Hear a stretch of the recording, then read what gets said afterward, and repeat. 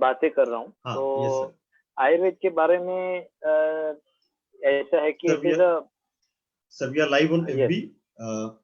मैं अपने दर्शकों से अपोलोजाइज करना चाहता हूँ कि कुछ टेक्निकल रीजंस की वजह से हमारा संपर्क टूट गया था, लेकिन now we are back and doctor Himansh Shah ji आज के हमारे जो गेस्ट लेक्चरर हैं वो अपना lecture yoga for ENT and eyes जल्दी शुरू करेंगे। और कई बार ऐसा होता है कि कुछ अच्छी चीजों के लिए हमें थोड़ा सा रुकना पड़ता है, थोड़ा सा समय देना पड़ता है। I think this is one of that कि एक बहुत ही अच्छा प्रेजेंटेशन और बहुत ही अच्छा सेशन हमारे सामने है। तो I would like to request Dr. Saab to start his presentation. Dr. Saab. हाँ जी। सो बेसिकली आयुर्वेद जो टर्म यूज करते हैं तो वो बहुत ब्रॉड टर्म है और it is just like a galaxy. To be specific, अगर सब्जेक्ट के रिलेटेड बात करनी होती है तो जैसे उसमें काय चिकित्सा है which is medicine area, then बाल रोग जो पेडियाट्रिक मतलब बच्चों के डिजीज के बारे में स्पेसिफिक मेंशन है, जैसे कि हरित संहिता है और ऐसे काफी सारी और टेक्स्ट भी हैं।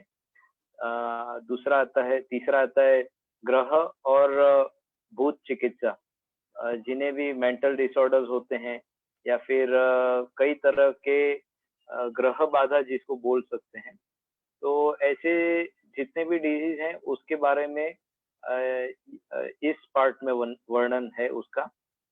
उसके बाद ऊर्ध्वांग, उसका मतलब upper part of the body above clavicle region, जितना भी ये आता है पार्ट, तो अब अवर सर्वाइकल रीजन, ईएनटी पूरा, और आईज और हेड रीजन, तो ये सारा कुछ एक उसमें आता है इन शालाक्य तंत्र। पीपीटी दिखने लगा सर? हाँ, दिख रहा है अभी। उसके बाद आता है शल्य चिकित्सा। उसमें सारे जो कुछ भी सर्जिकल प्रोसीजर्स हैं कर सकते हैं, जैसे कि वुंड ऑफ द स्किन से ले करके डीप इंजरी और inner part of the body जो भी ब्लीडिंग वगैरह या फिर कोई भी तरह की फ्रैक्चर्स या अभी के जो जितने भी मॉडर्न ऑपरेशंस हो रहे हैं वैसे के वैसे ही पहले के जमाने में ड्यूरिंग वॉर टाइम उनको करने ही पड़ते थे सारे कुछ। तो उतनी ही स्किल तब भी डेवलप थी ही। हमारे पास तो लाइव एग्जांपल है कि हमारे गणेश जी हैं, गणेश देवता, तो उनका सिर जो है वो हाथी का लगाया हुआ है। तो कैसे ये पॉसिबल हुआ उस टाइम पर? इसका मतलब तब भी एडवांस थॉट प्रोसेसेस अवेलेबल थी, जहाँ पर नर्व से नर्व कैसे ज्वाइन करनी है, और शरीर से प्राण चले गए हैं तो प्राणों को वापस शरीर में कैसे स्थित करना है, तो ऐसे था। उसके बाद टॉक्सिकोलॉजी, दंष्ट्रा चिकित्सा है, उसमें जो भी विष चिकित्सा आती है, जितने भी तरीके के विष हैं उसके ऊपर कैसे ट्रीटमेंट करनी है इसका उल्लेख है। और उसके बाद है जरा, और सबसे लास्ट है वृषान। जरा मतलब रसायन चिकित्सा विच इज रिजेनरेटिव ट्रीटमेंट और एंटी एजिंग ट्रीटमेंट। तो इसका बहुत अच्छा उपयोग काफी सारे कैंसर से लेकर के जितनी भी शरीर की व्याधियां हैं उन सभी के लिए होता है। In common as a life हम लोग जी रहे हैं, बचपन से लेकर के जवानी, फिर ओल्ड एज तक, बुढ़ापे तक हमारी एक निश्चित आयु रहती है, लेकिन उसमें भी हमारे शरीर की जो इम्यूनिटी है, हमारे शरीर की जो फ्लेक्सिबिलिटी है, शरीर में जो भी एनहांसमेंट करने के लिए जितने भी फैक्टर्स हैं उसके ऊपर रसायन चिकित्सा बहुत अच्छी काम करती है। और उसके बाद है वृषान मतलब सेक्सोलॉजी पार्ट। तो आयुर्वेद में इसका बहुत डीप वर्णन है और काफी सारे माध्यम से ये समझ में आता है कि सभी का ये जो age old time tested medicine है, इसमें पूरा पूरा रेफरेंस सभी चीजों का मिलता है। तो नेक्स्ट स्लाइड।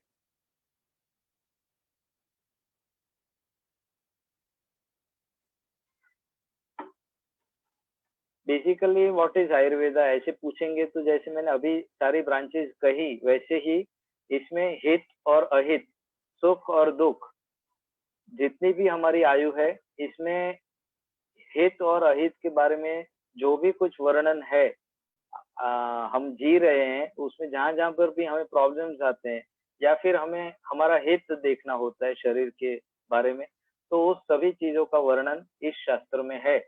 इसी को कहते हैं Ayurveda in short. Next slide. तो जैसे योग चिकित्सा में प्रिंसिपल्स रहते हैं वैसे आयुर्वेद में भी अपने प्रिंसिपल्स हैं। उसकी प्रॉपरली थियरी है, त्रिदोष की थियरी, जिसमें वात पित्त कफ आते हैं। त्रिगुण मतलब रज तम और सत्व गुण। पंच महाभूत के ऊपर अपना देह बना हुआ है, तो ये यूनिवर्सल मटेरियल है। ऑल ओवर द वर्ल्ड सभी स्पीशीज में ये पांचों महाभूत शरीर के फॉर्म में पाए जाते हैं। सप्त धातु शरीर की सात सात धातुएं रहती है। रस मतलब प्लाज्मा, रक्त मतलब ब्लड, मांस मतलब अपना मसल टिश्यू, मेद मतलब फैटी टिश्यू, और अस्थि मतलब बोन टिश्यू, मज्जा बोन मैरो, एंड शुक्र मतलब सीमेन और you can say Tej of the body. तो इस तरीके से सातों धातु, तीन हमारे डिस्चार्जेस है, यूरिन, स्वेट एंड स्टूल्स। फिर 13 टाइप्स ऑफ अग्नि। हमारे शरीर में अग्नि का सबसे ज्यादा महत्व है, क्योंकि जो भी कुछ हम खाएंगे उसके ऊपर अग्नि का ही कार्य होता है। जो भी हम सांस लेते हैं तो उसके एब्जॉर्प्शन के लिए भी वहां पर मेटाबॉलिज्म के लिए मटेरियल चाहिए, उस ब्लड में लेने के लिए। तो ये सभी लेवल पर अग्नि का कार्य होता है। फिर होता है स्रोतस। ये जो भी शरीर हमारा बना हुआ है, ये सारी बॉडी चैनल है। अंदर अंदर ब्लड सर्कुलेटरी चैनल है, लिम्फेटिक चैनल है। तो ऐसे बॉडी की पूरी शरीर में एक चैनल है जहाँ से ये सभी धातुओं का वहन होता है। ये हमारे डिस्चार्जेस का वहन होता है। और ये सारी जो फिलोसॉफी है, ये बेसिक षट दर्शन मतलब हमारे भारतीय 6 मेन दर्शन जो है इसके बेस में आयुर्वेद का निर्माण हुआ है। आयुर्वेद में बहुत अच्छी बात यह है कि इतना डेप्थ तक गए हैं कि ओज, तेज और प्राण शरीर का, इसके बारे में काफी विस्तृत वर्णन हमें मिलता है। हेतु हेतु और मतलब हेतु मतलब कारण, और उसके आगे उसका होता है कार्य। तो कोई भी प्रॉब्लम होने के लिए वहां पर कारण होना जरूरी है, तभी कोई भी इफेक्ट होती है अपने शरीर में। तो ये इन सभी बातों को देखने के बाद ही हम जब चिकित्सा देते हैं तो वो पूर्ण चिकित्सा होती है, और तभी हमारी मेडिसिन वर्क करती है। अदरवाइज हमारी जो भी मेडिसिन है वो वर्क प्रॉपरली नहीं करेंगी। Next slide.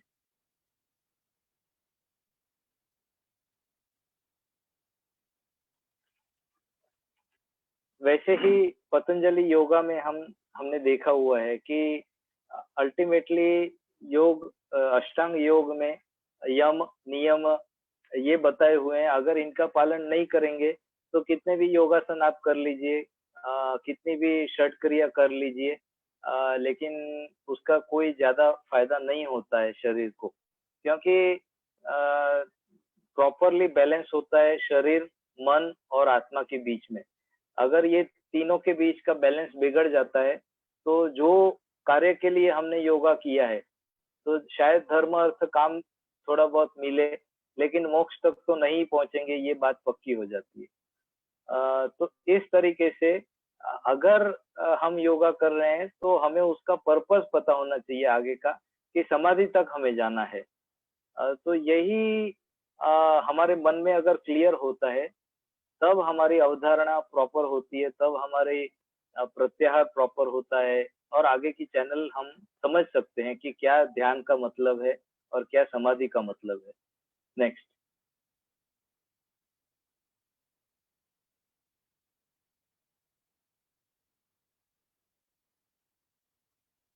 अब आता है कि हम आयुर्वेद में क्या ट्रीट कर सकते हैं या योगा में हम क्या ट्रीट कर सकते हैं लोगों को। तो ऐसे समझ में आता है कि लोग ऐसे समझ रहे हैं कि it is limited to whatever they are able to see outside, जैसे कि फाइल्स फिस्टुला की थेरेपी रहती है या पेट बिगड़ गया तो।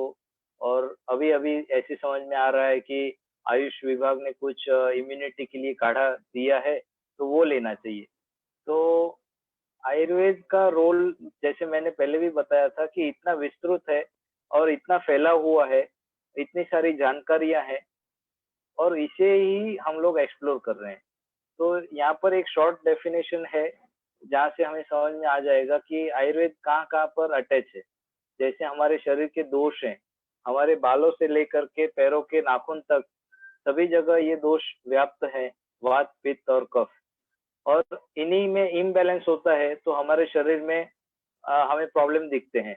फॉर एग्जाम्पल, हमें कम दिख रहा है या हमारे चश्मे का नंबर बढ़ रहा है या हमें सर्दी हो गई, एसिडिटी हो गई, कॉन्स्टिपेशन हो गया, ऐसे बहुत सारा कुछ हो सकता है।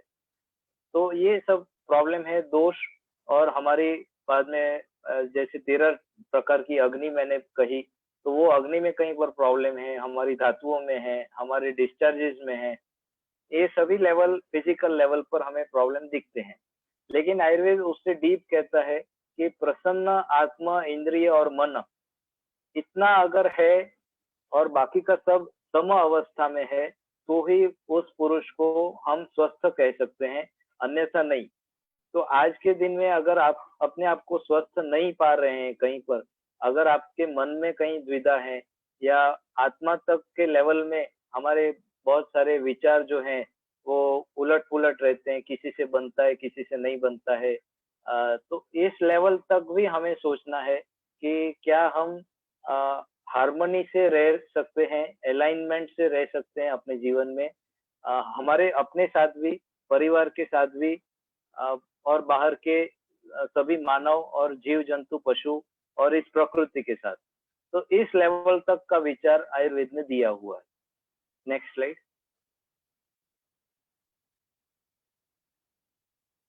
यहाँ पर पहले आता है, हम लोग कर्ण के बारे में बात करेंगे। तो जो हमारी कर्ण इंद्रिय है, हमारे ईयर्स जो हैं, वो काम आते हैं सुनने के लिए। लेकिन उस वक्त हमें पता होता होता नहीं कभी कभी कि हम उसको सुन रहे हैं या हम हमारे कुछ किसी विचार में खोए हुए हैं। तो वहां पर आता है पार्ट ध्यान का, और वो लिसनिंग का है कि हम ध्यान से सुन रहे हैं तो हमें शब्द से शब्द याद भी होगा, और हम ध्यान से नहीं सुन रहे हैं तो सिर्फ अ, कानों को कुछ आवाज आके टकरा के चली जाती है। दूसरा पार्ट है कान का, कि कंट्रोल वायु, पूरे शरीर का वायु की कंट्रोलिंग कैपेसिटी अपने कर्ण में रखी हुई है। तो ये इन शॉर्ट मैंने बताया। आगे नेक्स्ट स्लाइड। कान में प्रॉब्लम्स आते हैं, वो सबसे ज्यादा है कॉमनेस्ट प्रॉब्लम हियरिंग लॉस का है, टिनिटस का है। टिनिटस मतलब कान में कुछ ऐसे छोटे छोटे आवाज सुनाई देते हैं, हम किसी से बात करते हैं तो भी वो हमें अपने आप में प्रॉब्लम देता है। फिर दूसरा है, आगे है भ्रम। अपना जो बॉडी का बैलेंस है उसका मैकेनिज्म भी कर्ण के मतलब इनर ईयर में रखा हुआ है। और बाकी कान की बाहर की ईयर पिन्ना से लेकर के अंदर के मिडल ईयर और इनर ईयर तक के इंफेक्शन और इन्फ्लेमेशन, ये सभी कान की प्रॉब्लम्स है। कॉमनेस्ट थेरेपी है इसमें कर्णपूरण और मर्म चिकित्सा। Next slide.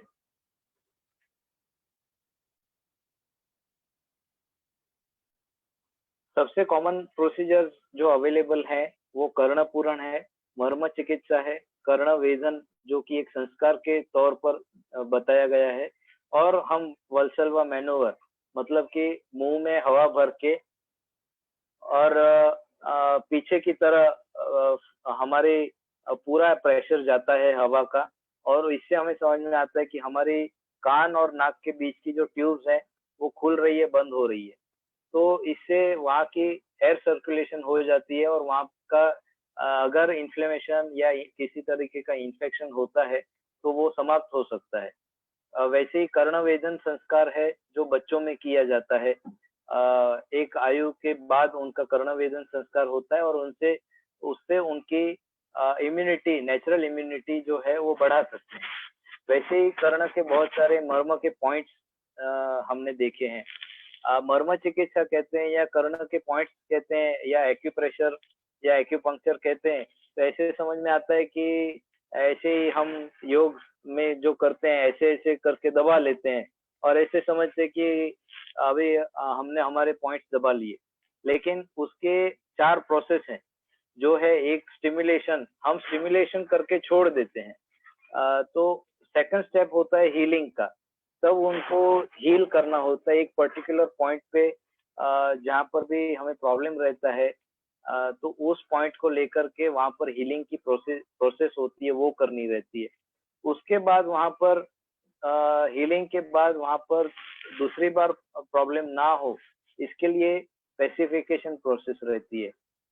और थर्ड फोर्थ पार्ट है वहाँ की परमानेंट इम्यूनिटी बढ़ाने के लिए उन सारे ऑर्गन्स के ऊपर काम करना रहता है, जो काफी सिटिंग्स होने के बाद में दी जाती है, वो है रिजुविनेशन प्रोसेस।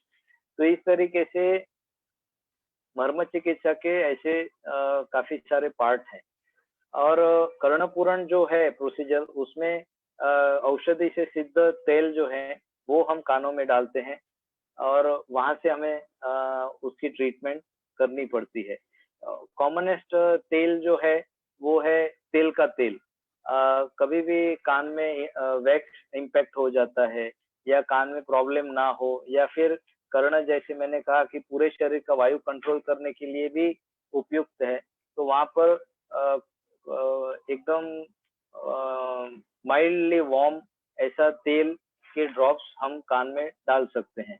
उसी को जब औषधियों से सिद्ध करते हैं तो वो उन उन व्याधियों के लिए हम यूज कर सकते हैं। अगर आपको किसी को भी कभी भी ज्यादा ठंड लग रही हो, महसूस हो रही हो, तो कान ढकते हैं। कान ढकने के साथ में अगर थोड़ा सा ऑयल भी अप्लाई कर लिया तो तुरंत शरीर के अंदर ठंड महसूस होना कम हो जाता है। तो ये बहुत अच्छा प्रयोग है। Next slide. यहाँ पर मैंने काफी सारे पिक्चर्स दिए हैं जहाँ पर हमें दिख रहा है कि कान में काफी सारे मर्म के पॉइंट्स हैं। इन बिटवीन ये पिछले 700-800 साल में ये चिकित्सा प्राय लुप्त हो गई थी भारत में से, जो हमें वापस से जो चाइना गए थे वो उनके पास से वापस से मिल रही है। तो यहाँ से हमें समझ में आ रहा है कि हमारा साइंस कितना एडवांस था, जहाँ पर भी हमें मर्म के पॉइंट्स मतलब कि एकदम माइक्रो पॉइंट्स हैं ये, और वहां पर अगर ट्रीटमेंट दी गई तो उन ऑर्गन्स को इफेक्ट होती है। Next slide.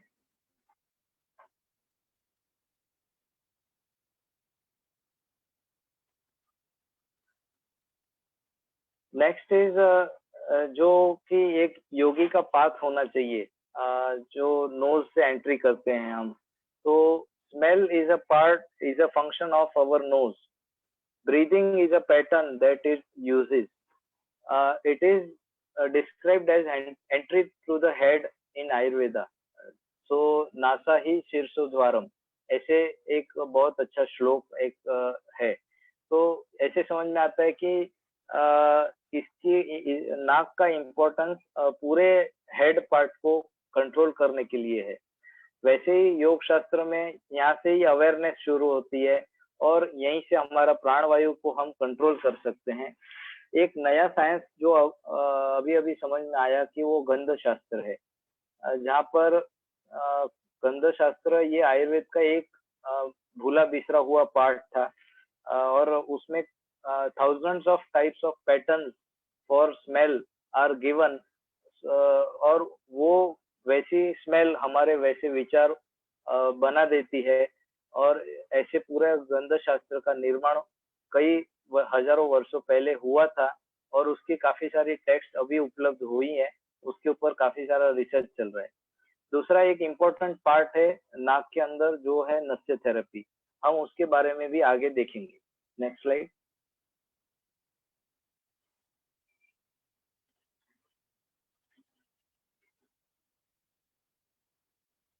तो जैसे मैंने कहा कि नासा ही शीर्षोद्वारम, नाक नाक से हम जो भी औषधि डालेंगे वो सिर तक पहुंचती है, और इसी से हम जो भी दोष के ऊपर कंट्रोल करना चाहते हैं वहां पर उस दोष के ऊपर कंट्रोल कर सकते हैं।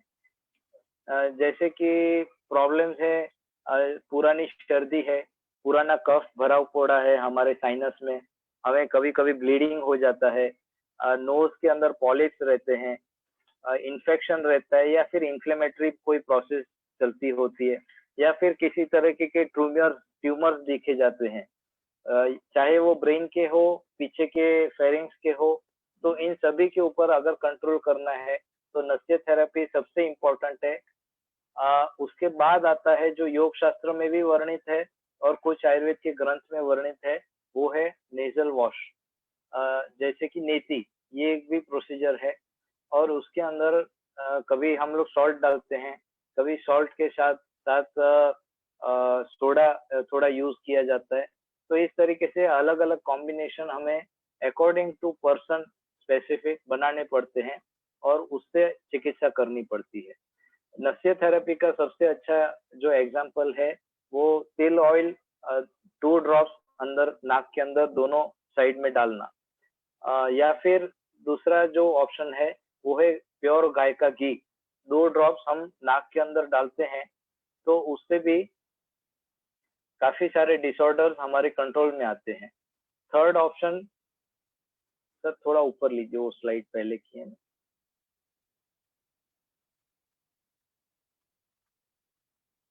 पहले प्रीवियस स्लाइड। हाँ, तो नस्य थेरेपी के जो ऑप्शन है, वैसे ही नेजल वॉश का जो ऑप्शन है वो है प्लेन वाटर, या फिर उसमें कभी सॉल्ट डालते हैं या सोडा डालते हैं। इससे हमारे जो नोज की जो भी लाइनिंग है, म्यूकोजल लाइनिंग, वहां से उसमें से कुछ प्रमाण में वो वाटर एब्जॉर्ब होता है, हमारे साइनस की वॉल्स है, इन सभी को क्लियर करते हुए हम आगे बढ़ सकते हैं। वैसे ही योगा के अंदर ब्रेथ अवेयरनेस, प्राणायाम और ध्यान के अंदर हमें जो भी ब्रीदिंग के लिए अवेयरनेस लानी है, वही हमारे नाक से होती है। और यहाँ पर सबसे इम्पोर्टेंट बात ये है कि जो भी ट्रीटमेंट हम देते हैं उसके पीछे काफी सोच होती है गहरी। पहले तो हमें हमारा शरीर क्लियर है कि नहीं, और उसके साथ साथ जैसे यम और नियम पालन करते हैं तो वो क्लीन माइंड है कि नहीं। अगर ये दोनों मैच नहीं होते हैं, cleanliness, purity outside and purity inside, तो फिर जो भी हम थेरेपी करेंगे यहाँ से उसमें कुछ ना कुछ प्रॉब्लम्स बढ़ने की संभावना होती है। तो ये बहुत अच्छी तरीके से आप ध्यान रखें। Next slide.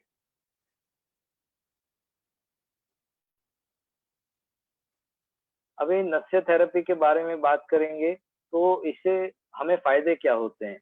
हमारे फेशियल पॉइंट्स का जब भी स्टिमुलेशन करना होता है तो हम पहले नस्य से शुरुआत करते हैं, और फेस के जितने भी सारे पॉइंट्स हैं उनके ऊपर प्रेशर करते हुए हमें हीलिंग और रिजुविनेशन की इफेक्ट मिलती है।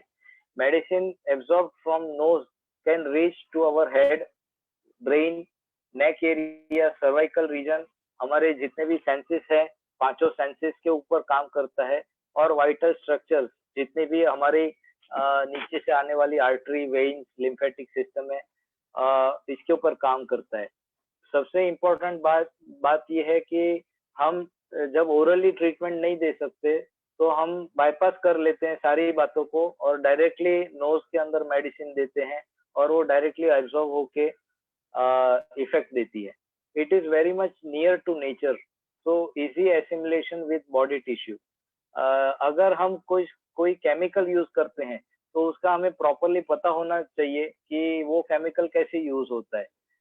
जबकि नस्य थेरेपी में जो भी द्रव्य हम या फिर औषध हम यूज करते हैं, वो अ, उसमें माइक्रो अमाउंट में केमिकल्स होते हैं which are not harmful to our body.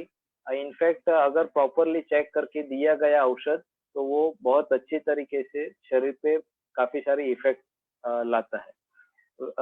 इसकी इंस्टेंट एक्शंस काफी सारी देखी गई है, जैसे कि आंख के अंदर ग्लोकोमा होता है, या फिर आंख के बहुत सारे डिजनरेटिव डिजीज है, उनके ऊपर अगर नस्य देते हैं, नाक में ट्रीटमेंट देते हैं, तो उसकी इफेक्ट हमें आंखों पे दिखाई देती है।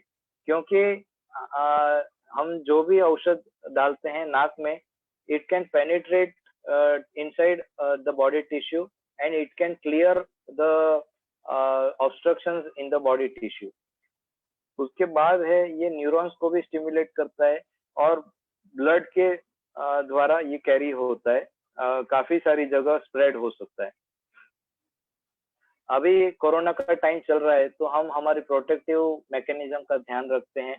तो 2 ड्रॉप्स ऑफ तेल ऑयल और या फिर अगर किसी की पित्त प्रकृति है, तो वो 2 ड्रॉप्स ऑफ घी नाक के अंदर सिर्फ ऐसे अप्लाई कर सकते हैं, और उससे एक प्रॉपर फैटी लेयर जनरेट होता है, जो कि entry of foreign material prevent कर लेता है, और वहाँ की लोकल इम्यूनिटी बढ़ने की वजह से एक तो रेडी मटेरियल मिल जाता है हमारे टिश्यू को फाइट करने के लिए।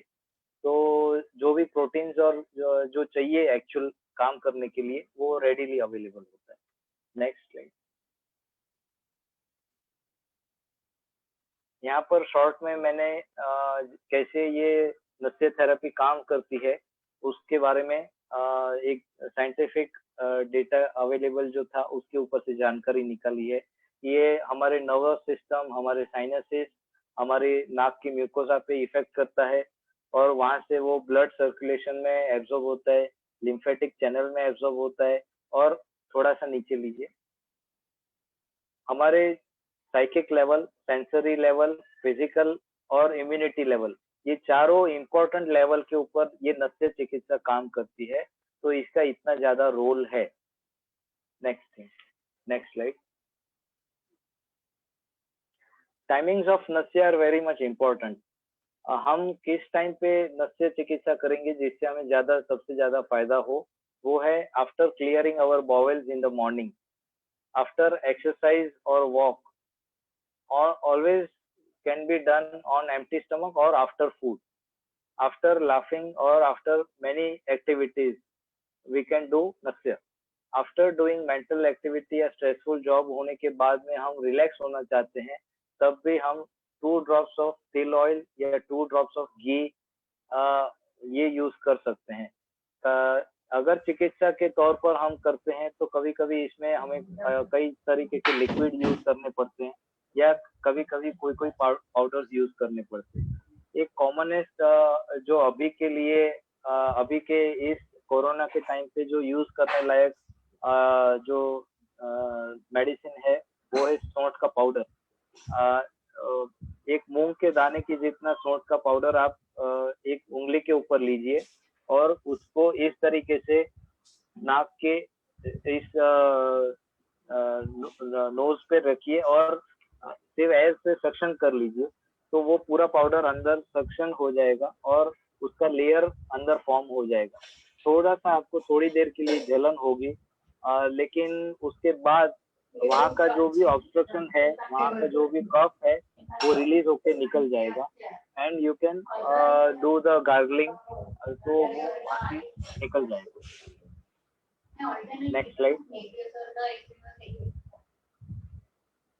नाउ हमारी जिह्वा इंद्रिय, हम बोल सकते हैं, हम वहां से नहीं, ये हमारा थ्रोट बॉक्स है, तो बात करनी होती है, हम बात कर सकते हैं, लेकिन क्या बोलना, ये संयम का पार्ट है।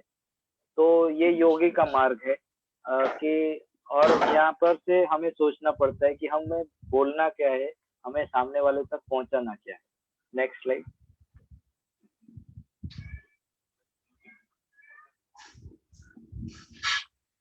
तो आयुर्वेद में गल रोग ऐसे बहुत अच्छा चैप्टर है, और वहाँ पर बहुत सारी चिकित्सा पद्धति दी गई है। यहाँ पर वॉइस बॉक्स के लिए जो भी सिंगर्स हैं या फिर जो ज्यादा बोलने वाले लोग हैं, इनके फेरिंजियल पार्ट, मतलब नाक के पीछे का और गले के पीछे का पार्ट, और नीचे आता है वॉइस बॉक्स, इन सभी के ऊपर चिकित्सा कही गई है। एक है कवल और गंडूश। कवल मतलब एक हम जो भी लिक्विड चॉइस करते हैं ट्रीटमेंट के लिए, उसको हम मुंह में भर के रखते हैं और मुंह में घुमाते हैं, स्वर्लिंग। और गंडूश जो है, उसमें ये लिक्विड हम पूल करते हैं अंदर और पूरे प्रेशर के साथ भरते हैं और पकड़ के रखते हैं till the time we find watering from our eyes. तो इतनी देर तक रखने के बाद उसकी इफेक्ट हमारी टिश्यू पे हो जाती है। इसका सबसे अच्छा उदाहरण, जब हमें मुंह में छाले आते हैं, जिसे हम माउथ अल्सर्स कहते हैं, तो उस वक्त कभी ठंडा दूध अगर हम पूरा मुंह भर के रखते हैं अबाउट 2 to 3 मिनट, या फिर आंखों में से पानी निकलने तक, तो हमें उसकी इफेक्ट हमारे माउथ अल्सर्स पे समझ में आती है कि वो हील होना शुरू हो जाता है। ये कॉमनेस्ट और बहुत अच्छा ट्रीटमेंट का पार्ट है। वैसे बहुत सारे द्रव्य हैं, जैसे त्रिफला का क्वाथ है, या फिर कई सारी मेडिसिन है आयुर्वेद की, तो अकॉर्डिंग टू प्रकृति देखने के बाद उनको एडवाइस करते हैं। और जैसे कभी जबड़े नहीं खुल रहे हैं, कभी मुंह के अंदर कोई प्रॉब्लम है, या फिर सिंगर्स नोड रहती है, हमारा आवाज बदला हुआ लगता है, आवाज में खराश लगती है, तो एक कॉमन सॉल्ट वाटर जो है उसका भी हम गार्गलिंग करते हैं। तो इस तरीके से अलग अलग बहुत सारे द्रव्य मेडिसिन अवेलेबल। Next slide. और ये चिकित्सा करते करते हम गले के कैंसर तक ट्रीट करने के लिए हमने देखे हैं।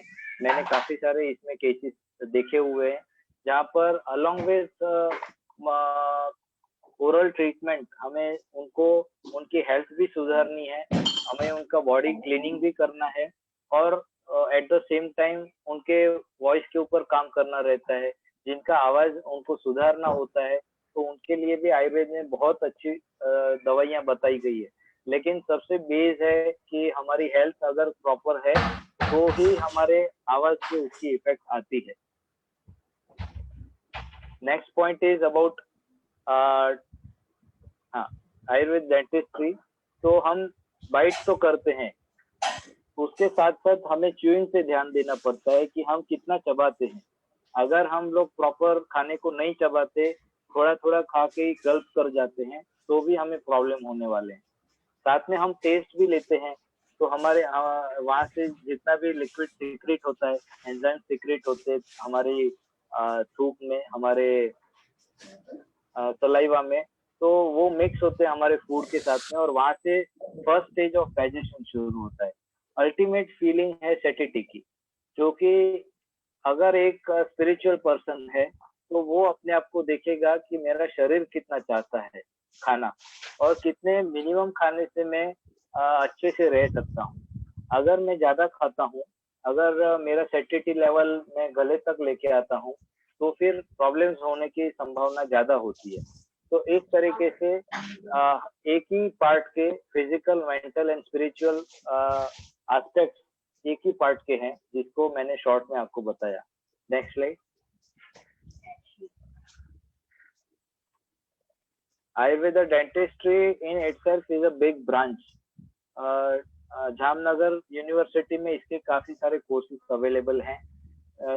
एक तो पार्ट है सबसे इम्पोर्टेंट कि हमारे टीथ जब सेंसिटिव होते हैं, हमें अगर एनामल रीबिल्ड करना है, कैरीज या फिर काफी सारे प्रॉब्लम्स जो है दांतों के वो प्रिवेंट करते हैं, व्हाइटनिंग करना है अगर हमें हमारे टीथ का, तो उसके लिए काफी सारे द्रव्य चिकित्सा औषध बताए गए हैं। हमने एक दांतों के लिए मंजन बनाया है, जिसमें कोल पाउडर और बहुत सारे औषधि द्रव्यों को मिला करके व्हाइटनिंग ऑफ द टीथ सबसे पहले लाता है वो, उसके बाद सेंसिटिविटी कम करता है, एनामल रीबिल्ड करता है और केरीज को या फिर यहाँ पे जमा होने वाले सारे दांतों के बाजू में जमा होने वाले व्हाइट पार्ट जो रहते हैं उसको प्रिवेंट करता है। तो ये चारों पार्ट पे काम करने वाला ऐसा टूथ क्लीनिंग पाउडर बनाया हुआ है जो आप हमें पूछ सकते हैं। दूसरा है गम डिजीज। जितने भी हमारे दांतों का जो स्ट्रक्चर है, उसका जो हेल्थ है उसकी, वो पूरी डिपेंड है हमारे गम्स के ऊपर। तो इस तरीके से आयुर्वेद में जब हम देखते हैं तो ऐसे दांत के रोग और उसके दांतों के मूल के रोग, ऐसे अलग अलग पार्ट करके ट्रीटमेंट बताई गई है। जिसमें कि अगर गम में से ब्लीडिंग हो रहा है, गम की कुछ कोई भी खराबी है, गम में कभी कभी खाना अटक जाता है तो वहां से फिर चढ़ना शुरू होता है और आगे जाके कैंसर तक के प्रॉब्लम्स होते हैं। आयुर्वेद में चिकित्सा बताई गई है। वैसे ही दांतों के अपने इनर लाइनिंग्स के ऊपर छाले हैं या फिर कभी कभी अलग अलग प्रकार के प्रॉब्लम्स आते हैं, जैसे सिस्टिक फॉर्मेशंस हैं, सिस्ट फॉर्म होते हैं, ड्राइनेस आती है, ऐसे बहुत सारे वैरायटी के प्रॉब्लम्स हैं। होठों के प्रॉब्लम्स अलग से बताए गए हैं और अंदर के बैक ऑफ द टंग उसके प्रॉब्लम्स सारे अलग बताए गए हैं, जिसको तालु रोग ऐसे नाम दिया गया है। तो इस तरीके से वाइड एंगल दिया गया है एक डेंटिस्ट्री को भी, जिसको मैंने शॉर्ट में यहाँ पर बताया है। सबसे कॉमनेस्ट यहाँ पर कर सकते हैं वो त्रिफला का काढ़ा बना के उसका हम माउथ वॉश कर सकते हैं। इससे काफी सारे यहाँ के प्रॉब्लम्स हैं वो खत्म हो जाते हैं। और हमारा जो नेचुरल फ्लोरा रहता है, नेचुरल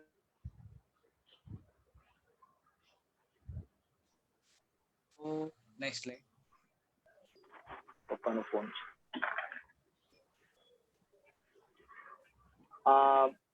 एक इम्पोर्टेंट एस्पेक्ट है आंखों का। तो हमारी आंखें देखने का काम करती हैं, लेकिन जब हम देखते हैं कभी कभी तो उसके बारे में एक बैकग्राउंड में विजुअलाइजेशन चलता है और उसके साथ साथ हमारा ध्यान रहता है, जो कि एक स्पिरिचुअल पाथ है। तो हमारे विचार कुछ होते हैं, हम देखते कुछ हैं। शायद सामने आया हुआ चित्र कभी देखा अनदेखा हो जाता है, लेकिन हमारा सारा अटेंशन, हमारा सारा ध्यान वो विजुअलाइजेशन पे रहता है। तो इस तरीके से दर्शन जो पार्ट है, it is very wonderful path to our spiritual journey. तो नेक्स्ट स्लाइड।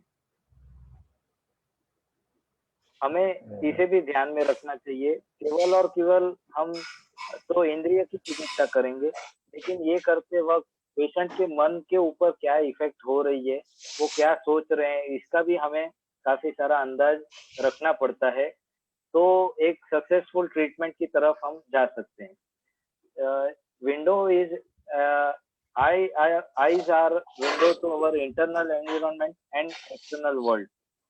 तो शरीर के अंदर हमारे मन में क्या चल रहा है वो आंखें हमारी बता देती हैं। और एक व्यक्ति जब बाहर की दुनिया को देखना चाहता है तो वो अपने विचारों के द्वारा ही एक्चुअली शरीर बाहर की दुनिया को देखता है। Otherwise vision in itself is just a 2D picture for our brain. जब दोनों आंखों से देखते हैं तो एक 3D पिक्चर की अनुभूति होती है और वो प्रोसेसिंग सारा ब्रेन में होता है।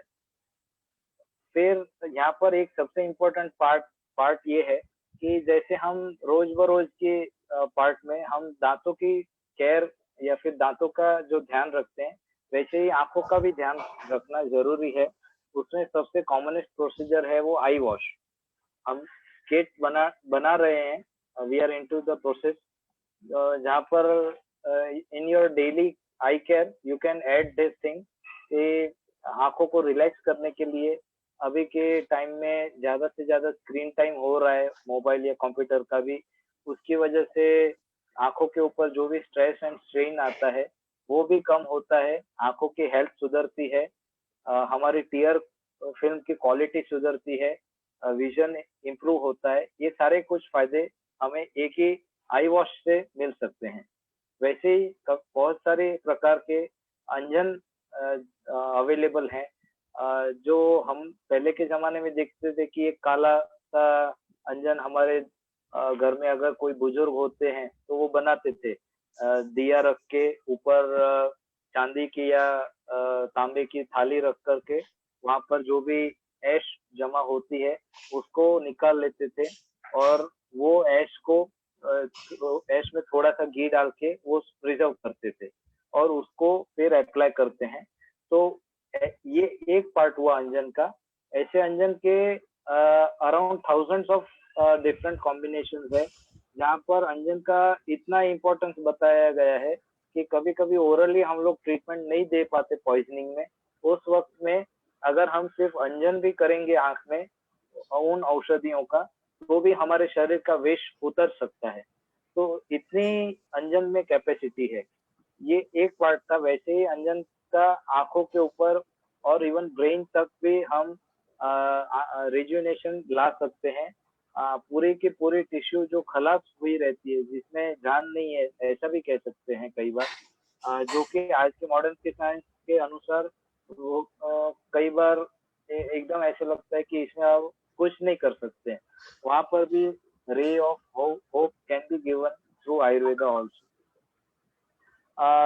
विजन प्रोमोटिंग शलाका हम बनाते हैं, जो एक बार अप्लाई रोज करनी रहती है, और इसकी वजह से हमारी देखने की जो कैपेसिटी है वो बढ़ जाती है। वैसे ही आंखों के आजू बाजू बहुत सारे मर्मा के पॉइंट्स हैं अवेलेबल, और हम आई एक्सरसाइज बता सकते हैं। थेरेप्यूटिक आई केयर में हम अकॉर्डिंग टू डिजीज उनके लिए क्या पंचकर्मा अवेलेबल हैं, जैसे कि आंखों के लिए है वो खास करके क्रियाकल्प बोले जाते हैं। वो जो भी अवेलेबल है वो हम उन पेशेंट्स को बता सकते हैं। कॉमनेस्ट अवेलेबल जो चीजें हैं वो मैंने ऊपर आपको बताई हुई है। Next slide. आंखों के नंबर कैसे इंक्रीज होते हैं, क्यों इंक्रीज होते हैं, ये बहुत कॉमन सवाल रहता है। हालांकि आयुर्वेद के अंदर इसका बहुत अच्छा विस्तृत वर्णन है, जो हम देख सकते हैं कि हमारा सबसे पहला जो है वो बॉडी एंड जेनेटिक मेकअप। अगर माँ बाप को माइनस नंबर या प्लस नंबर है तो बच्चों में ये नंबर आने की संभावना बहुत बढ़ जाती है। दूसरा इम्पोर्टेंट फैक्टर है कि हमारी प्रकृति, हमारे 3 दोष वात पित्त और कफ, अगर इनमें इक्विलिब्रियम की गड़बड़ होती है, हमारे तीनों दोष मन के सत्व रज और तम, इनमें भी अगर गड़बड़ी होती है तो वो शरीर के ऊपर इफेक्ट देते हैं इन द लॉन्ग टर्म, और हमारे हमारा इक्विलिब्रियम जो है वो बिगड़ जाता है। वहां से हमारे टिश्यूज पे, बॉडी टिश्यूज पे इफेक्ट होती है, और हमारी आंखों की आइदर लेंथ बढ़ जाती है या कम हो जाती है। हमारे आंख के मसल्स थक जाते हैं। तो इसके ऊपर स्ट्रेस एंड स्ट्रेन की वजह से प्रॉब्लम्स आते हैं। Increase screen time is one of the important factor. और अभी के लाइफस्टाइल में जो देखा गया है कि रात को 11-12 बजे तक भी हमारी लाइट्स चालू रहती हैं, ब्राइट लाइट के सामने बैठना पड़ता है। तो इनकी वजह से भी जो जो कि पहले के जमाने में नहीं था, और as a natural human being हम एंटिटी हैं इस यूनिवर्स की, इसका एक पार्ट ही है हम। तो हमारा नेचुरल जो लिविंग स्टाइल है आंखों का, वो है शाम को 6 बजे के साथ बाद, सूर्यास्त के बाद शायद एक दिए से ही हमारा काम होना चाहिए। उसकी जगह हम बहुत सारी ब्राइट लाइट को जब देखते हैं तो उसकी सारी के सारी इफेक्ट हमारे ब्रेन तक भी जाती है, हमारे विचारों तक भी जाती है, और इसकी वजह से बहुत सारे मन के और शरीर के ऐसे डिसऑर्डर्स कॉमन में बहुत सारे देखने को मिलते हैं। दूसरा है इम्पोर्टेंट फैक्टर, अभी के जो हमारे हाथों में नहीं है, लेकिन हमारे इनडायरेक्ट एक्शन के तौर पर ये इफेक्ट बढ़ती जाती है। कॉमन जो भी जैसे वाटर वेस्ट है, हमारा पॉल्यूशन है, तो इन सभी की वजह से एनवायरनमेंट जितना भी खराब होता है उसकी पॉल्यूशन की इफेक्ट हमारे शरीर पर दिखती है प्रॉब्लम्स के बारे में। और हमारे जो अभी की चेंज हुई लाइफस्टाइल है, हमारी स्लीपिंग पैटर्न बदल चुकी है, फूड पैटर्न, और हमारे जो भी ऑक्यूपेशन पहले के थे वो अभी काफी सारे बदलाव उसमें देखे गए हैं। हमें हम पानी पीने की और खाना खाने की जो एटिकेट्स हैं वो भी भूल चुके हैं, हमारी काफी सारी हैबिट्स बदल चुकी हैं। तो इन सभी के बारे में हमें अवेयरनेस लानी है। इनके ऊपर इतना ही है कि हम अवेयरनेस से ही इनको सुधार सकते हैं।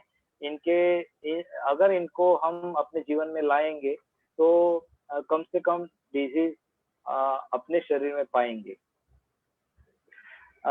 सबसे तो ऐसे काफी सारे इम्पोर्टेंट एस्पेक्ट्स थे। Age is also one of the part जो कि आई नंबर्स के लिए जिम्मेवार है, जहाँ पर आंख के मसल्स के ऊपर इफेक्ट होती है और वो काम करना कम कर देते हैं इसकी वजह से। तो ये सारे फैक्टर्स हैं हमारी आंखों के लिए, आंखों के नंबर्स के लिए। Next slide. जो हम सर्विसेज देते हैं तो पर्टिकुलरली लोगों में जब कंप्यूटर विजन या मोबाइल विजन सिंड्रोम रहते हैं, इनके लिए प्रिवेंटिव आई केयर है। जिनको 6x6 या 20x20 विजन चाहिए, जो कि लास्ट लाइन हम पढ़ सकते हैं स्क्रीन के ऊपर छोटी से छोटी, तो वैसी जिनको जरूरत रहती है उनके लिए भी आंखों के प्रिवेंशन पार्ट के तहत हम चिकित्सा दे सकते हैं। जिनको कंटिन्यूस हेडेक, रेडनेस या फिर वाटरिंग ऑफ द आईज रहता है, तो इन लोगों को भी ये ट्रीटमेंट दी जा सकती है। जिनको -0.5 से -6 तक के नंबर होते हैं, इनमें आफ्टर चेकिंग देयर फंडस, आंखों का बैक पार्ट ऑफ द आई जहाँ पर हमारा रेटिना होता है उसका पूरा पूरा चेक करके बाद में ये ट्रीटमेंट दी जा सकती है। सिलेंडर नंबर जिनको होते हैं -4 तक के, उन पे भी ये चिकित्सा बहुत अच्छी लागू होती है। प्रेसबायोपिया जो कि 40 साल के बाद +1 से शुरुआत होते हैं नंबर, उनको भी ये नंबर नहीं पहनने पड़ते हैं। तो इसके लिए भी प्रिवेंटिव एस्पेक्ट किया जा सकता है। और जिनकी विजन 6x6 है लेकिन उनको और भी क्लैरिटी चाहिए अपने विजन में, तो इसके लिए भी बियॉन्ड नॉर्मल विजन इम्प्रूवमेंट के लिए भी हम ट्रीटमेंट दे सकते हैं। ये आयुर्वेद का अच्छे से अच्छा रोल है जो आप अभी देख रहे हैं। Next slide.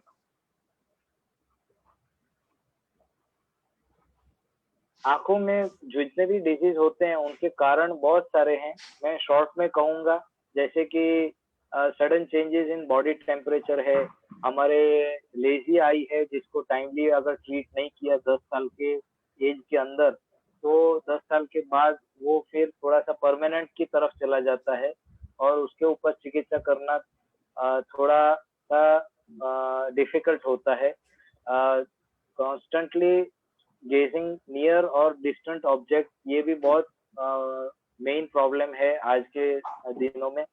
हमारी चेंज हुई लाइफस्टाइल, अचानक बॉडी में अगर स्ट्रेंथ कम होने लगती है, ये भी एक बहुत बड़ा प्रॉब्लम है।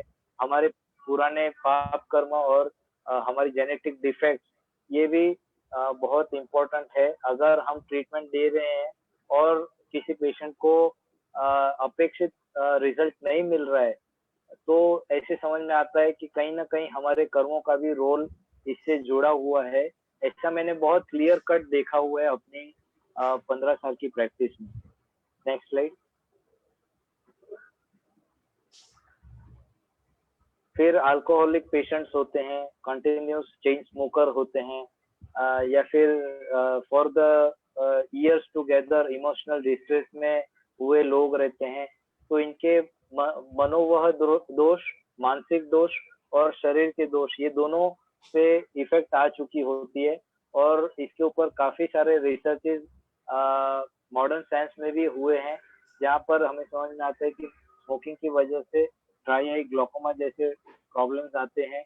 अल्कोहल की वजह से हमारी विटामिन डेफिशिएंसी होते हुए डिमेंशिया की तरफ जाता है, ब्रेन एट्रोफी होती है, ऑप्टिक नर्व में उसका फंक्शन बिगड़ जाता है। फिर day time sleeping, awakening at night time, exhaustive work, exercise, and constant angry mood, etc. These are all very much important causative factors जिसे हमें हर एक पेशेंट में ध्यान में रखना पड़ता है अगर उनकी हिस्ट्री में है तो। एबनॉर्मल सीजनल चेंजेस जो हमारे हाथ में नहीं है, और दूसरा एक इम्पोर्टेंट फैक्टर है जो कि आज के टाइम में बहुत जरूरी है। कभी हम छींक खाते हैं, हमें स्नीजिंग होता है, तो हम कभी कभी ऐसे हाथ रख के खा सकते हैं, लेकिन कोई लोग उसको अटका देते हैं, उसको पूरा वो वेग को आने नहीं देते। तो ऐसे जो भी वेग हम अवॉइड करते हैं, सप्रेस करते हैं, उसकी वजह से यहाँ का वायु डिस्टर्ब हो जाता है, और उसकी वजह से काफी सारे हेड रिलेटेड, ईएनटी रिलेटेड और आंख के रिलेटेड बहुत सारे प्रॉब्लम हमने देखे हुए हैं। और आती हुई वॉमिट को रोकना नहीं चाहिए। हमारे अगर आंसू बह रहे हैं तो आंसू को भी रोकना नहीं चाहिए।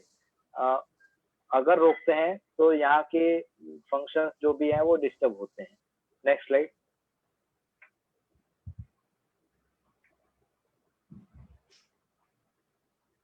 यहाँ पर एक मैंने चिकित्सा का अभी शुरुआत करता हूँ। तो हम आई एक्सरसाइज का शेड्यूल देते हैं। आंखों के लिए इंस्ट्रूमेंट्स के साथ भी योगा कर सकते हैं, without instrument, with charts, with different variety of gadgets के साथ भी ये आई योगा एक्सरसाइज की जाती है। इन बिटवीन पामिंग आता है।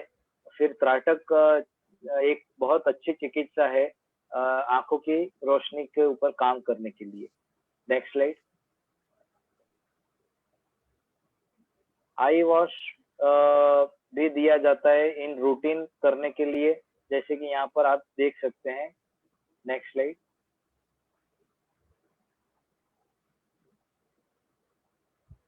Next slide. आई ड्रॉप्स के फॉर्म में हमने बहुत सारे अर्क के माध्यम से आई ड्रॉप्स बनाए हुए हैं, जिसमें एक गुलबकावली नाम का फ्लावर है, उसका अर्क बनाया हुआ है। बहुत सारी आयुर्वेद की औषधियां हैं, जैसे त्रिफला है, और बहुत सारी औषधियां, इनके भी ड्रॉप्स बनाए हुए हैं जो कि आंखों के लिए बहुत लाभप्रद होते हैं। और बहुत सारे रोगों के लिए इनका अलग अलग वैरायटी से यूज करते हैं, तो बहुत सारी इफेक्ट हमें मिलती हैं।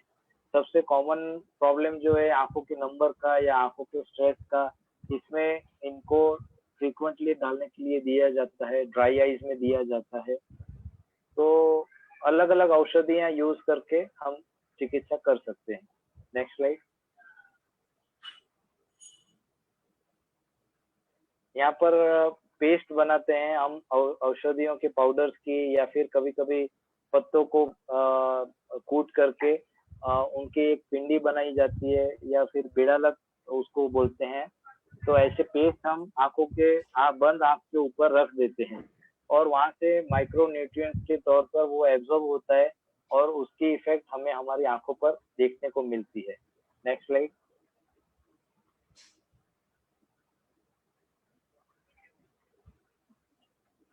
अंजन मैंने पहले भी आपको बताया, कोलेरियम, इसकी बहुत सारी इफेक्ट आंखों पर देखी गई है। सबसे कॉमनेस्ट जो है वो हम हमारे घर में बनाते ही होते हैं कभी कभी, और बाहर भी अभी बहुत सारे अंजन मिलते हैं। बट चिकित्सा के दृष्टिकोण से एक पर्टिकुलर डिजीज के ऊपर, उस अवस्था के ऊपर हम उन मेडिसिन का उपयोग करते हैं। Next slide. तर्पण या पुटपाक, इसमें औषधियों से सिद्ध घी रहता है, वो हम बंद आंखों पे यहाँ से साइड में से पूरी बॉल बना के उसके अंदर रखते हैं, और उसकी वजह से आंखों के डिजनरेशन, आंखों में आने वाले नंबर, आंखों के ऊपर आया हुआ स्ट्रेस एंड स्ट्रेन, कई बार बीच में झाले दिखते हैं, इन सभी के ऊपर इसके द्वारा हम ट्रीटमेंट करते हैं, और उसमें बहुत अच्छे रिजल्ट्स मिलते हैं। इन कॉमन आप घर में भी बाहर से गाय का घी ऐसे आंखों के ऊपर लगाएंगे तो उसकी इफेक्ट आपको समझ में आएगी। Next slide.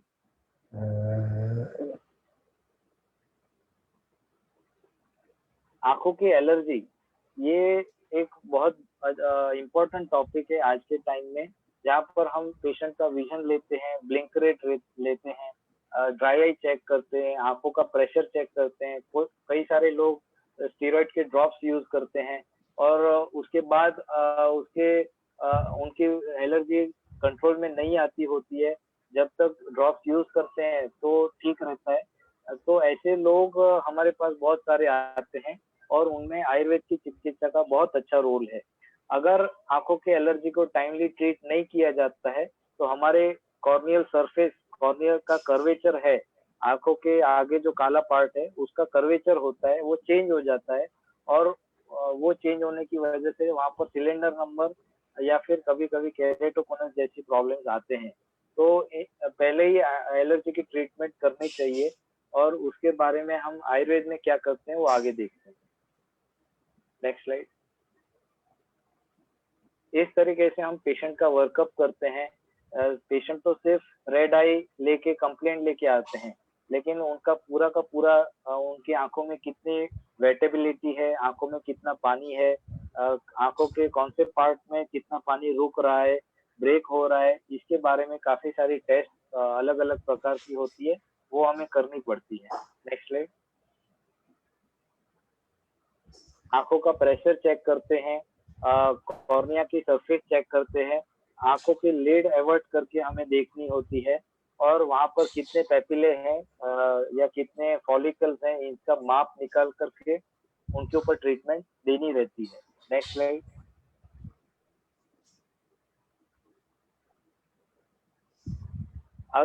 तो यहाँ तक था मॉडर्न का पार्ट। आयुर्वेद के हिसाब से अगर इसको देखेंगे तो ये प्रॉब्लम है हमारी लिड, कंजंक्टिवा और कॉर्निया का। इसमें हमारे ब्लड के प्रॉब्लम, हमारे कफ और पित्त के प्रॉब्लम, ये सारे हमें ध्यान में लेने पड़ते हैं।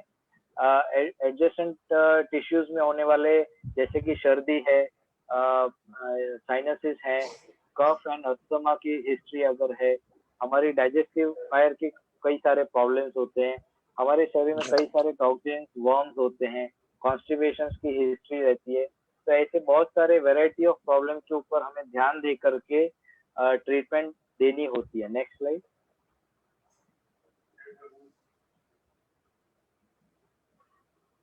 तो बच्चों में सबसे ज्यादा ये एलर्जी का प्रॉब्लम देखा जाता है। तो इम्पोर्टेंट एस्पेक्ट ये है कि इनको शोधन चिकित्सा, पहले पंचकर्म की चिकित्सा देनी होती है, वमन और विरेचन ये उनका करवाना पड़ता है। साथ में वर्म नहीं हो उसके लिए डीवर्मिंग के लिए कई सारी औषधियां हैं, उनका उपयोग करना पड़ता है। उनको उन प्रॉब्लम से दूर रखना पड़ता है जिसकी वजह से एलर्जी हो रही है। और उसके बाद में जब उनका बॉडी प्योर होता है, हम उनकी पाचन शक्ति, अग्नि बढ़ा देते हैं, तो उनके जनरल हेल्थ इंप्रूव होती है। और रसायन चिकित्सा जो आयुर्वेद में कही गई है उसका उपयोग करके इनकी इम्यूनिटी परमानेंट बढ़ाई जाती है। Next slide.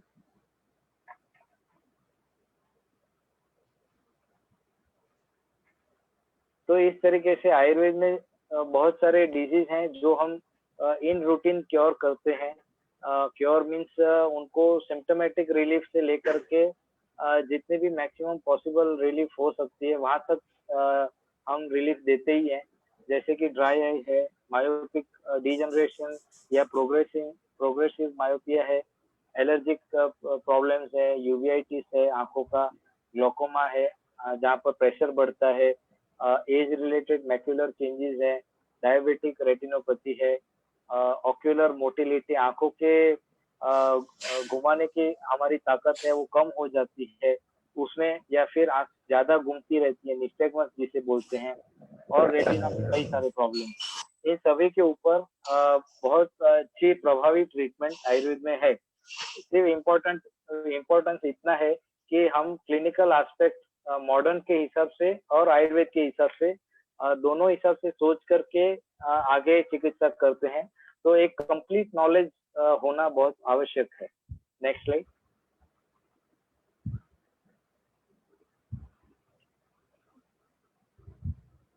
एक कॉमन जो यहाँ पर आपको देखते हैं वो क्या हम कर सकते हैं टू प्रिवेंट द डिजीज। लोग डेली आंवला का सेवन है, A2 काउ मिल्क है और उसी का घी है, उसी का बटर है, फ्रेशली प्रिपेयर्ड बटर रहता है वो। Fasting once every 15 days is very much important. yoga or pranayam in daily routine and seasonal panchkarma is of utmost importance. Next slide.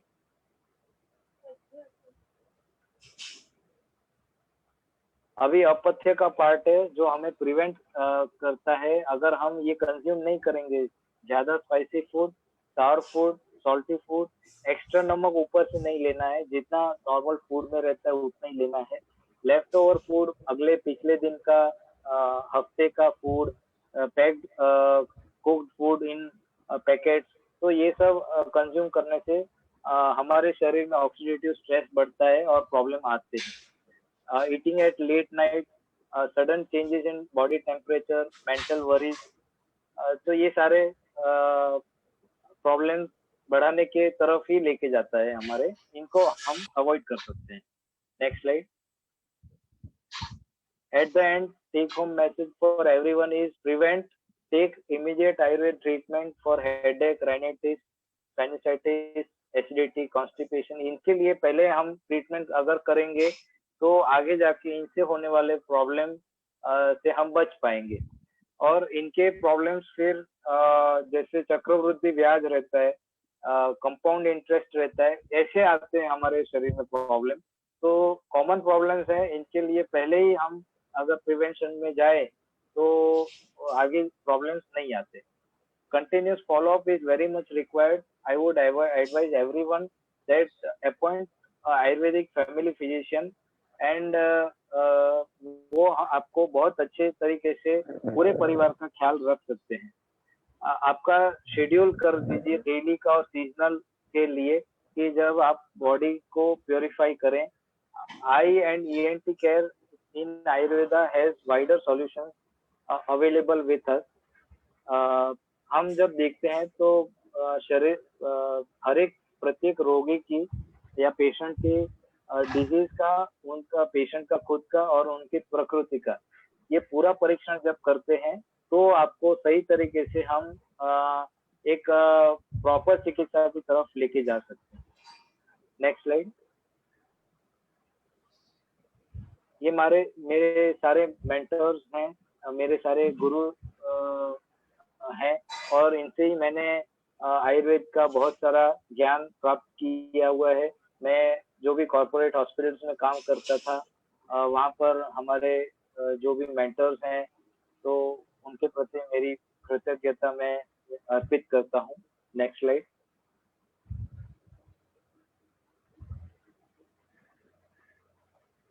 Next slide.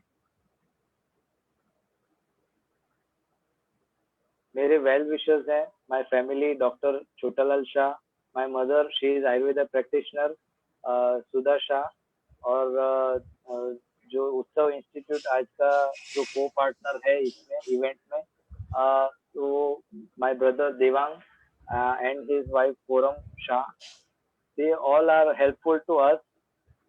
My sister Vijayanka, she is psychologist and does counseling and she is also a yoga teacher. तो इन सभी की वजह से आज मैं जो कुछ भी हूँ वो पार्ट एंड पार्सल इन्हीं का है। तो I am feeling gratitude for all of them. You may contact me any time, but only thing I would request is आपकी जो भी प्रॉब्लम है वो सारे मुझे लिख करके व्हाट्सएप पर आप शेयर कर सकते हैं, भेज सकते हैं फोटो करके, आपके रिपोर्ट्स वगैरह भेज सकते हैं। तो फिर उसके बारे में हम विस्तृत आगे बात कर सकते हैं। जितने भी कॉमन अवेलेबल था जो आप घर पे कर सकते हैं और आज के कोविड के टाइम पे आप प्रिवेंशन के तौर पर कर सकते हैं। वेरी मच इम्पोर्टेंट छोटे बातें थी लेकिन वो आपको लाइफ एंड डेथ के बीच से निकाल करके एक हेल्दी लाइफ की तरफ लेके जा सकती है। तो आई विश कि किसी के साथ प्रॉब्लम नहीं हो, फिर भी अगर प्रॉब्लम होता है तो आप बेझिझक आयुर्वेद का, होम्योपैथी का सहारा लीजिए और आप प्रिवेंट करिए अपने आप को डिजीज से। थैंक यू डॉक्टर साहब। और बहुत ही आपने आज का जो सेशन लिया है ये आईज और इसके पहले आपने ईएनटी, ईयर नोज और थ्रोट के बारे में जो भी आपने ये नुस्खे बताए हैं, जो टिप्स बताई हैं प्रिवेंशन के लिए और जिनको कुछ इसमें तकलीफ है उसके लिए भी, और आपने जैसे स्टार्ट किया भगवान गणेशा का एग्जांपल दिया, साथ साथ में एंटी एजिंग के बारे, ट्रीटमेंट के बारे में आपने बात की, कुशांक के बारे में बात की आपने, आयुर्वेदा के सभी प्रिंसिपल्स के बारे में आपने हमें नॉलेज दिया है, अवगत कराया है, और न्यासा थेरेपीज के बारे में आपने बहुत ही विस्तृत से आपने बात की, और हमारे दर्शकों को काफी सारा नॉलेज इसके माध्यम से मिला है। और आगे जाके आपका जो लास्ट जो सेगमेंट था, जो आइस के ऊपर था, जो सबसे बड़ा सेगमेंट था आईविल से, वो बहुत ही एक इंटरेस्टिंग था सभी, क्योंकि आज के दौर में जैसे कि लॉकडाउन अभी भी पूरी तरह से उठा नहीं है, और पहले भी 2-2.5 महीना कंटिन्यूस लॉकडाउन था, तो लोग घर पे थे, ऑनलाइन में ज्यादा इसमें यूज कर रहे थे, स्क्रीन टाइम, उनका स्क्रीन यूजेज टाइम बहुत ज्यादा हो रहा था। तो आंखों कैसे इसमें ज्यादा प्रिवेंशन करना चाहिए, आंखों का केयर कैसे लेना चाहिए, इसके बारे में आपने बहुत एक अच्छे तरीके से सभी हमारे दर्शकों को एक अच्छा प्रेजेंटेशन दिया। I would like to thank you on behalf of Arogya Mandir yoga and naturopathy institute and of course Utsav Institute, which is part of this event, and from all our viewers. So Nikita, अगर time है तो एक दो question हम ले सकते हैं। मैं दो बातें कहना चाहता हूँ। Yes sir. I am very much thankful to Arogya Mandir, particularly हमारे कुकरेजा सर से, और उनके सारे फैमिली मेंबर्स हम जानते हैं उनको, and I am very much thankful to you all. आपकी टीम ने भी बहुत अच्छा काम किया है। देखिए, ये इवेंट ऐसे छोटे छोटे भी होते हैं लेकिन लोगों के लिए बहुत इम्पोर्टेंट होते हैं। आगे जान के उनकी लाइफ में जितने भी प्रिवेंशन हो सकते हैं, तो क्यों हम खर्चे की तरफ उनको लेके जाए। तो ये आयुर्वेद का सबसे अहम रोल है कि अगर सभी लोग, मैं तो सभी से निवेदन करना चाहूंगा कि आप अपने रिश्तेदारों को भी बताइए कि हमेशा एक आयुर्वेद फैमिली फिजिशियन अपॉइंट करिए, और इनकी सलाह के अनुसार आप आगे के स्टेप्स लीजिए। आप कहीं पर गलत नहीं होंगे, इतना मैं श्योरिटी के साथ बता सकता हूँ। आयुर्वेद एक ऐसा साइंस है जिसको योगियों ने अपनी तपस्या, अपने ज्ञान के बल के ऊपर, अपने तत्व के बल के ऊपर, शास्त्र के अनुसार उसको फॉर्मेशन किया हुआ है। जो अभी का जो ट्रेंड है, हमें सब पता ही है, मुझे कुछ ज्यादा विस्तृत बोलने की जरूरत नहीं है।